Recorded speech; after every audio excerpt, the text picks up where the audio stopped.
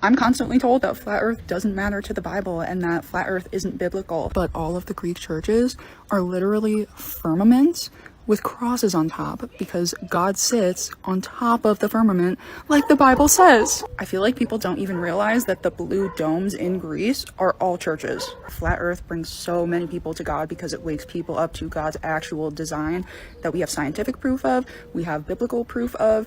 This is how God created the earth. And if the Byzantines thought it was important when building the churches, I don't see why we would say today that it's not important or that it's not biblical. The earth is flat with a firmament above us. Space is fake. There is a war for your soul. Jesus is real. That is why they hide this. What's up, class? Today we're gonna look at some amazing footage from the Almighty Ones. Check this out, dude. Look at the earth rising from the moon, bro. Dude, this is like, what?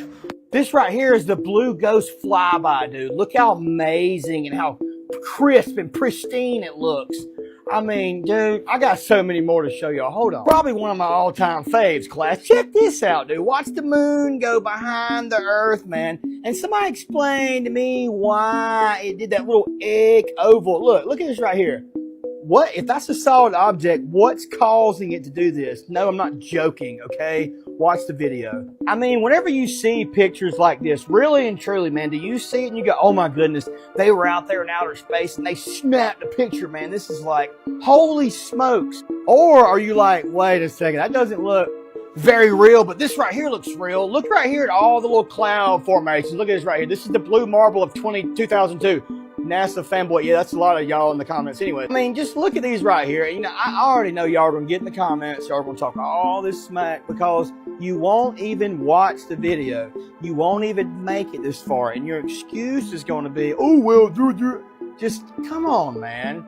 God gave us 2 ears and, wait, what's it again? Yeah, you get the point, man. Ugh. Now this don't make no sense. The Earth's core is the innermost geological layer, composed of a solid inner core and a liquid outer core. It's primarily made of iron, nickel, and is incredibly hot, even hotter than the sun's surface. But when you go into the ocean and the further down you go, the water gets cold. Why isn't the Earth's core warming up the water like soup in a pot? And I heard that we get our heat from the sun. That can't possibly be right. So the mainstream narrative says that our sun hits the ozone layer. It's absorbed by the surface at 50%, 30% is reflected, and 20% is absorbed. But these men are on the mountain, freezing to death, brother. That don't make no sense. How are these men at the highest point on Earth, but it's the coldest? I mean, come on, brother. How can the heat travel through space, but space is still cold? Come on, brother. This is an official NASA video of nightlife on Mars, guys. Look at this. Do you guys buy? Why aren't the stars twinkling? When you go outside and you look at the stars, they twinkle in the night sky. They are completely, look at it, look at that right there. They couldn't even put the effort in to make them twinkle and shimmer. This is obvious. Like, who's buying this? Like, put in the comments if you think that this is real. Look at this. The stars are not twinkling at, come on, guys. Come on, guys. It's getting funny at this point. They actually are laughing so hard at all you guys because you believe them. It's unbelievable. Look at that. That is completely computer generated CGI image. This is not what we observe at all. It's the complete opposite of what we observe. You know that, right? You do know that, right? Go outside and look. Let's also think about this. How can we land a rover on Mars, but we can't get a real picture of the Earth? You know, NASA tells us that all the pictures of the Earth that we have, they're all composites from satellites. So how can we land a rover on Mars, but we can't take a photo of the Earth? Why is there no 24-hour time lapse of the Earth spinning at 1,000 miles per hour? Why isn't that a thing if we're on Mars with a rover? Riddle me that, globies. Peace and love. I was just curious, like a curiosity rover on Mars. I decided to go on Google to Google the image of a circular flat object taken with a fisheye lens. Now, this is what they show you as our planet Earth. I will show you the image, what it will look like. Okay, this is the image of a flat object taken with a fisheye lens. That was the prompt I gave to Google. I'm going to prove it to you. Okay, now read here. Image of a flat circular object taken with fisheye lens. Look at the result. Did you see your spinning ball? Did you see your spinning ball from space? Okay, let me zoom this spinning ball for you to see what they've been showing you that you are living on. A flat circular object. It come out to be like a spinning ball. This is the one NASA shows us. Of course, you can see it is from them. The one they show us, that it is where you live. A flat circular object taken with a fisheye. That's what NASA is showing us. A flat circular object taken with a fisheye.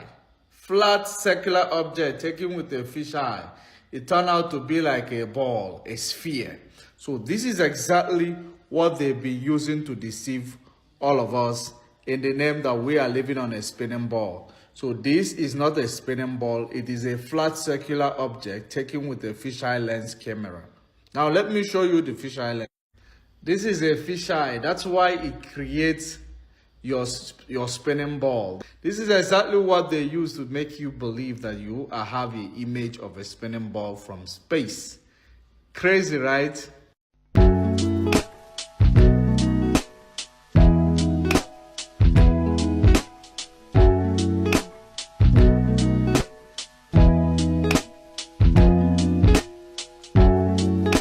Thunder is ultimate proof that we live under God's firmament dome. 2, 1.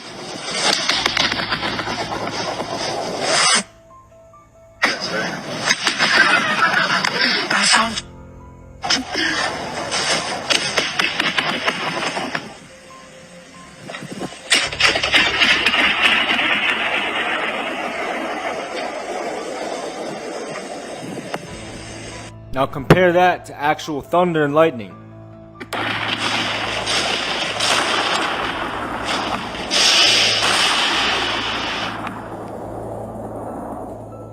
Now, for there to be an echo, there has to be a surface for it to bounce back off of back to the listener. That surface is the firmament. This is the model of the universe depicted by the ancient Hebrews. We have a flat, stationary Earth with a firmament dome over top, with the sun, moon, and stars all local. This is why you can feel the sun on your skin. If it was 96 million miles away, you wouldn't be able to feel it on your skin. But they hide this stuff from you because they don't want you following the Most High's word. And they don't want you believing in His existence or the existence of His Son. And Elohim made the firmament and divided the waters that were under the firmament from the waters that were above the firmament. And it was so. And Elohim said, "Let there be lights in the firmament of the heaven, Shamayim, to divide the day from the night, and let them be for signs, witnesses, for seasons, for days, and for years." Elohim means mighty one in Hebrew. It's the original word for God, which is found in the Hebrew text, which is where the origin of these scriptures come from. Like I said, all this information has been hidden from us, which is why I made the True Earth book for you guys. You guys can download this in my profile. Pretty much exposes everything you need to know about the True Earth. Don't forget to like and follow, and I'll see you guys in the next one. I want you to watch this video and ask yourself, are these people in front of a green screen? Watch this guy clap his hands. Watch his hands. Look at this. What is that? And when the rocket goes up, none of them look up. Look at this. They're just clapping their hands. You can see the fading. None of them are looking up. So I got a question for all the brainwashed globe heads. Riddle me this.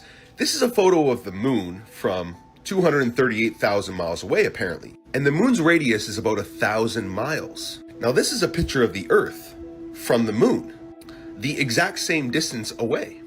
But the Earth's radius is about 4 times bigger than the moon, or so we're told. So why is the Earth smaller than the moon in this picture than this one.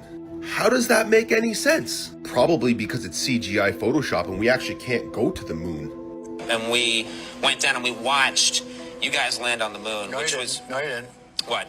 Because there wasn't any television. There wasn't anybody taking a picture. You watched anime. You watched animation. Could you imagine hearing the guy that supposedly went to the moon say that, no, that was animation, and still believing that we went to the moon, and seeing this and believing, yeah, we went to the moon for sure. Y'all are globetards, and it's time to wake up. Peace and love. The Earth is flat. If you jump up in a fast-moving high-speed train, will your landing position change? Actually, it won't. From the perspective of other passengers inside the train, you are not moving forward or backward. Relative to an observer outside the train, when you jump, both your body and the train are moving forward at the same speed, which is why you land in the same spot. But what if you jump on the roof of the train? Will the result be the same? Inside the train, the outer shell acts as a protective shield. You don't feel any effects from the outside environment. However, once you're on the roof, the air resistance created by the high-speed train moving forward will hit you like a powerful wind. In this situation, if you try to jump straight up, the air resistance will slow you down while the train continues moving forward. As a result, you will land further back.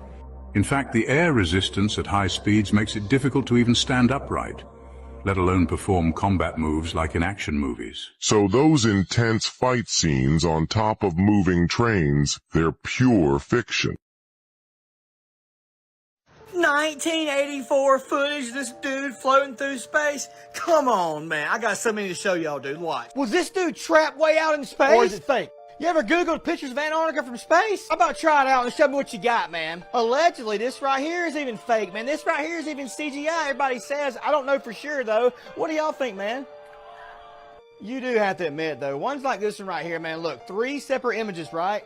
3 exact same reflections in the face mask. How is that possible if these were all taken by possibly different astronauts? I mean, one looks a little muscular, one looks a little skinny, one looks a little fat. I'm just saying, how is that possible? Somebody tell me, man. I'll wait. Then you got things like, how are you going to forget to put your boots on backwards on the wrong feet? No, it's not CGI. You can look it up. There's a whole story on how the dude accidentally did it. Come on, dude. Like, really, man? This is what makes the people wonder about things. Look, this is the NASA Blue Marble of 2002. Look at all the things that are circled in this image. Look closely now at every single one of them. They would appear to be the exact same image. Every single one. Now, is that possible for that many clouds to like make that many just replica? Come on, man. Y'all have a good day. This 1-minute Bible lesson will explain simply the firmament. The Bible says in Genesis 1:7, "And God made the firmament and divided the waters which were under the firmament from the waters which were above the firmament." That means the firmament is something God placed over the earth to keep our ecosystem separate from the seas above. It is described in Job 37:18 like this: "Hast thou with him spread out the sky, which is strong and as a molten looking glass?" Now that we see the firmament is described as a solid object over the earth, let's see what God can do with it. In Genesis 1:8, God called the firmament heaven. This makes sense with Genesis 7:10 because God opens the windows of heaven in order to flood the earth with the waters above. You would only need a window if it were a solid object. We see similarly in Revelation 4:1 where it says a door was opened in heaven, which an angel in heaven used to speak to John, who was on the earth. It's even NASA that gave us a picture of a globe. NASA has it on record that they don't have a picture of the earth from the sky. You know the machine that you find in every aircraft, the gyroscope? The gyroscope works on a flat earth, flat plain ground, a flat table. That's how that machine works. It doesn't work on a spherical object. It's in every plane. Ladies and gentlemen, I know people have different theories. All that you needed to do is to get into a helicopter, you take off, you wait in the air, let the earth spin, and bring America here and you land. Simple. That's it. It's so strange how from the sky a plane or even a helicopter can land on an earth that is spinning at 1,500 kilometers an hour. And there are markings on the earth, on the helipad, they mark. And you have to land on those marks, those white marks, on an earth. What makes sense to you today? You get into your kitchen, you take a plate, you put water. Those are the seas. And it's known according to our old maps, the earth was flat. And around, go and look at our old maps. What do you see at the edge? Ice wall. There is a wall around the earth, which is of ice. And that's the highest point. It's not even Mount Everest. That's the highest point around the earth, which keeps the water inside. That's the only way you can get to the end, is the water in a plate. These countries are simply islands. But how come they don't fly past? Okay, you are good researchers. Okay, go and look for Antarctic Treaty. Antarctic Treaty. In 1959, there was an agreement where 53 most powerful countries signed an agreement that we will not allow humans to explore beyond the Antarctica. No planes should fly beyond the Antarctica. Why an agreement? Even NASA that. Guys, this destroys the globe totally, because if the moon was actually here on 19th of August up till 1:45 p.m., starting from the east in the morning until 1:45 p.m. Now let's go to the top of the globe, the most western top of the globe, which is the northwest. New York was 12 o'clock, San Francisco was 2 o'clock. So the moon was seen by someone in the Botswana, South Africa, Zimbabwe at the same time the moon was seen in San Francisco, another part of North America. Now imagine yourself sitting here on the west top of the globe, seeing the same sky where the person sitting on the bottom east of the globe. That is geometrically impossible on a globe. Now let's show you the visuals. This was the moon on the 19th of August in the sky on the bottom east of the globe, which is southern part of Africa. Now it is seen until 1:45 a.m. and it is closer to the sun that they can be captured in one shot. So if you are facing the moon, if you want to face the sun, you just make less than 52 degrees rotation. This means they were very close to each other. Now, if the moon was reflecting off the sun as well, there is no way the moonlight was supposed to be, fainty. It's supposed to be brighter, as its light source was basically closer to it. But that's by the way. Now let's look at this phenomenon on a flat earth model. You will see how possible it can be on a flat earth model, as the moon and the sun is rotating above us. They will eventually meet each other, just like you can see them now. They will eventually meet each other, be closer to each other in this way. And in this way, we can see this the sun and the moon in different locations because they are above us, and the weather permits us to see them. On a flat earth, never in a globe. Never.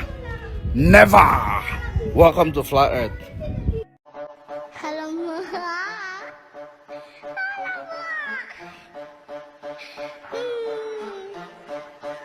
Aku ada brand, aku tak ada rem, aku ada lobeng, macam ada gun, aku ada rival, aku ada enemy, dia nak habis, aku bagi sekali ban, aku ada hit, dia nak lagi, korang nak skirt, aku ada key, aku loka kepala obviously, pukul aku gila macam aku Bruce Lee, kalau barang aku baik, aku mandor. The flat earth map dates back over 1,000 years. This map is credited to being created by a Persian astronomer. His name was Al-Biruni, and he lived between 973 AD to 1048 AD.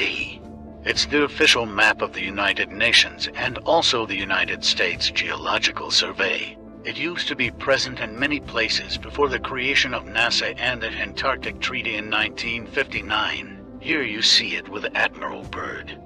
This map has been restored by Dmitry from Russia with suggestions of mine, Idialenkar. Known by my YouTube channel Flat Earth Banjo, I asked Dmitry to include the Bermuda Triangle and Point Nemo, a place deep in the Pacific where NASA buries rockets. Then Robert Tozzi, a professional mapmaker, came along and enhanced the map even more. There are many people now selling this map online, but if you could order it from my online store, I would greatly appreciate it. Visit my online store now and order one of the items. I humbly thank you.